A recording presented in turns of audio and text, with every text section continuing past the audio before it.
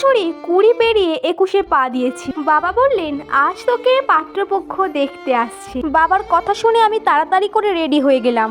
সময় মতো ওদের সামনে গিয়ে হাজির হলাম। ওনারা কিছুক্ষণ কথাবার্তা বলার পর বললেন, মেয়ে আমাদের পছন্দ, এবার দেনা পাওনার দিকে আসা যাক। ছেলের মা বললেন, আমাদের ছেলেকে 4 চাকা দেয়া হচ্ছে তো, সঙ্গে কিন্তু ফ্রিজটাও দেবেন। ছেলের ঠাকুমা বললেন, মেয়েকে 10 ভরি সোনা, খাট, আলমারি, ড্রেসিং টেবিল সবকিছুই দেবেন। এতক্ষণ আমি ওদের কথাবার্তা চুপ করে শুনছিলাম। হঠাৎ বাবার দিকে তাকাতে দেখলাম বাবার চোখ দুটো ছলছল করছে। আর চুপ করে বসে থাকা সম্ভব হলো না। চোখের জলটা মুছে বললাম, আমি এই বিয়েতে রাজি নয়, কারণ আমার বাবা আপনাদের এতগুলো দাবি পূরণ করতে পারবে না। তখন ওনারা বললেন, তাহলে কি তোমার বাবা বিয়েতে কিছুই দিতে পারবে না? একজন বাবা তার সব থেকে মূল্যবান সম্পদ, যাকে সে 20 বছর ধরে আগলে রেখেছে, তার গায়ে একটা আঁচ পর্যন্ত লাগতে দেয়নি, তার নিজের মেয়েকেই তো আপনাদের হাতে তুলে দিচ্ছিল।